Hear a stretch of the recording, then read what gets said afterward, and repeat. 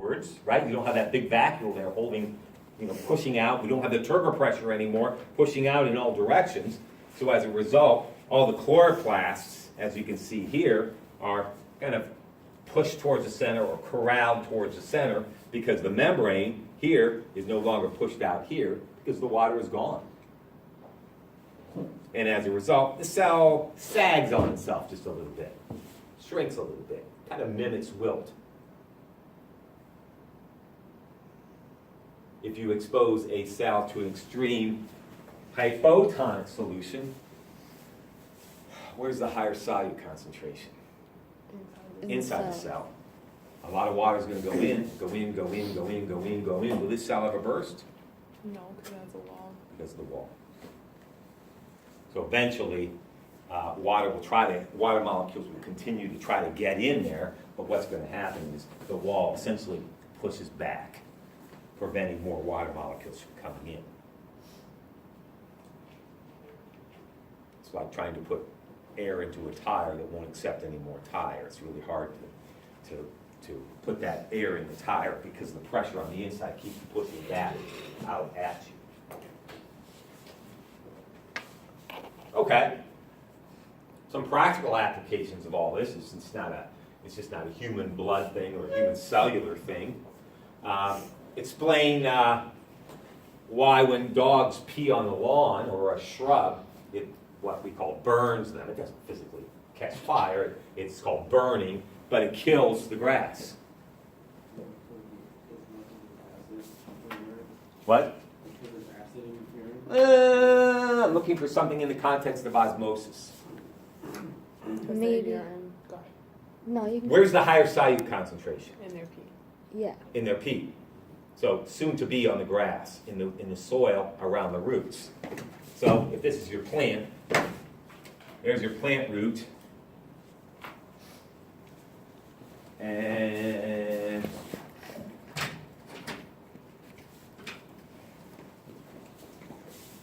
here's your grass plant.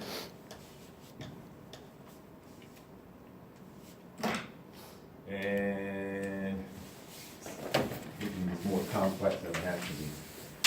Here's the soil. There's the root. And the dog comes along and urinates. And what does that put in the soil? A lot of solute.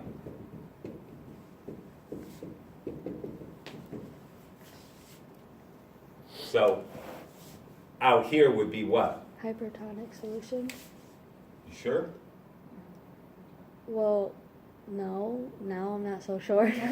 Don't doubt yourself. Yes or no? Well, yeah. Is she and correct? that's why the. Yes, don't doubt yourself. It's hyper. This environment is hypertonic. So water's going to move towards a higher solute concentration. Which way is water going to move? To the hypertonic. Yeah, out of the plant root. Yeah, so That's it not supposed to hydrates happen. it. Same thing with slugs. That's why if you put salt on them, they That's die. why if you put salt on the slug, if you've ever had that fun activity, It's so evil. you put slug on the salt. I used to do it as a child, and I feel so so evil. bad. You Like, put salt on a can't slug, believe that. and what do? They start foaming up because the water from their cells moves out towards that high solute concentration So of salt. sad. And kills. I'm a Probably a terrible horrible death, but slugs. When they're eating my lettuce, too bad. So you see how that kills the grass. It pulls the water out. It's supposed to be the other way around. You're supposed to have more solute in here than out here, so water enters the plant root.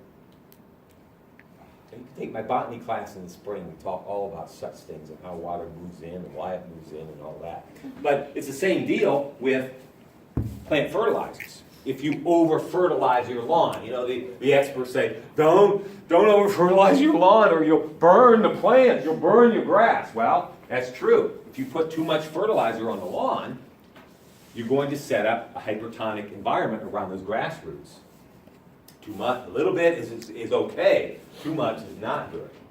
Some people have the attitude, well, a little bit is good, more must be better. So they over-fertilize, and what that will do is pull water out of the plant roots because they are subjected to that hypertonic environment, and plants can't get water, and that's the end of them. Same deal with salty foods. Salty foods, they say, you want to keep your blood pressure down, avoid the salty foods, because the salt acts to pull water into your arteries, increasing the pressure of those arteries. That makes sense. And we know what can happen when arteries, increasing the pressure and potentially damaging them. And we know what happens when arteries are damaged. That can lead to the buildup of plaque. So, you have the delicious General Tao's chicken, and that's so good. And 3 hours later, oh my God, I'm so thirsty. And you drink. It's all the salt. Your body trying to even that osmotic balance out a little bit. So yeah, salt's great. We can't have fries without salt, but everything in moderation, right? Try to limit salt. I'm sure we all get too much salt in the diet. But anyway, salty foods raises the blood pressures. It's all due to osmosis. Okay, some factors that will influence the rate of diffusion in osmosis. Temperature will. As temperature increases, rate of diffusion osmosis, what? Increases or decreases? Increases. As temperature increases, osmosis, diffusion, what? Decreases. I think increases. Increases.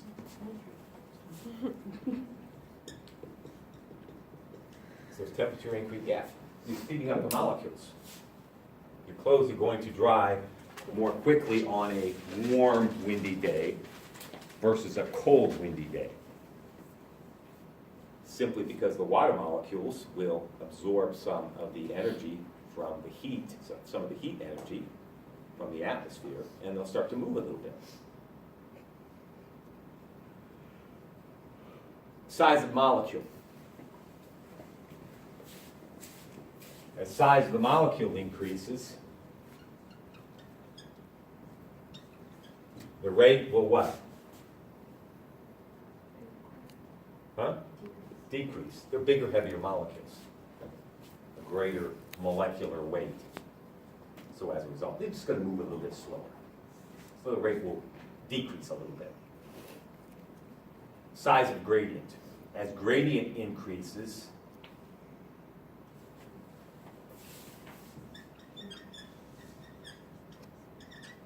the rate, what? Up arrow, increases, good. Gradient increases.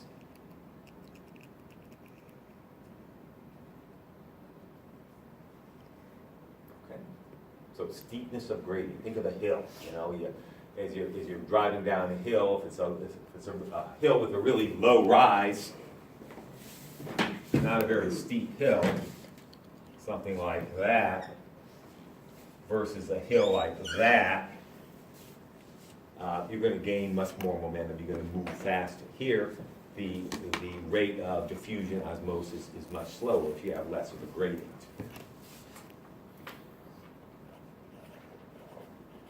So think of it this way. Here's a better way to think of it.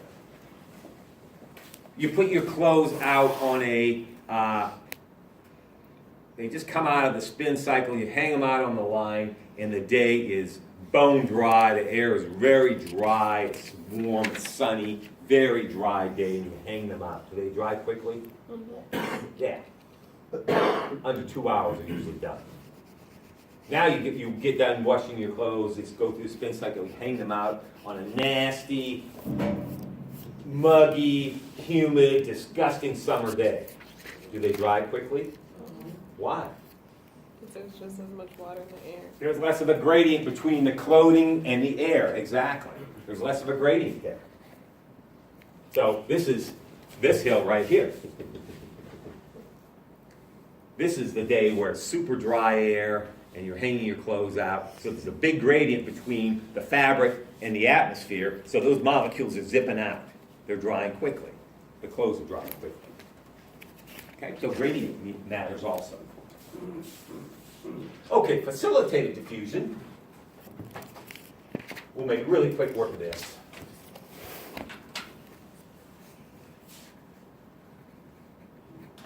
is responsible for the movement of larger molecules. So here we come back to our proteins, our doors and our windows. You remember that from way back when, talking about the cell membrane. And we said, being in here in our artificial cell, small molecules can get through the walls. Oxygen, carbon dioxide, water. But larger molecules or larger objects, if we want to move this table out of the room, well, we'll have to use a window or a door. So, on a cellular sense, if we want to move larger molecules into a cell, we need a window or a door, we need a protein to accomplish that. A specific protein, not just any old protein, a specific protein to move these molecules from a region of high concentration to low. No energy required. This is passive, so it has to be high to low. It can't be from here to here. If we move something from here to here, what are we going to need to accomplish that? Energy. The cell would have to expend ATP to do that. That's what we call active transport. We won't get into that. Okay, so no energy gradient required. So if we want to move something simple as glucose, glucose can't go through the membrane. It's got to go through here. Or proteins or amino acids. Something a little bit bigger won't happen. It can go in or it could go out too. Here we have potassium ions. They can't pass through the membrane because of their charges associated with the ions. So as a result, they need a channel. They need passageway to get through. But the key thing here is high concentration, low concentration. That's what we need.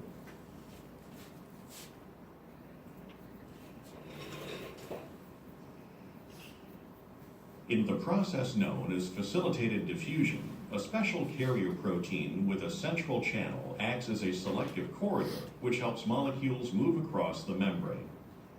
These special carrier molecules that form the protein channel bind only to a specific molecule, such as a particular sugar or amino acid. Once the molecule binds to the carrier protein, this protein helps or facilitates the diffusion process by changing shape and moving the molecule down its concentration gradient through the membrane into the cell where it is released. Facilitated diffusion is similar to simple diffusion in that both involve movement of molecules down their concentration gradient, and this movement is carried out without any input of energy. However, in facilitated diffusion, the movement of molecules will only take place if it is facilitated or helped by a special protein carrier in the membrane.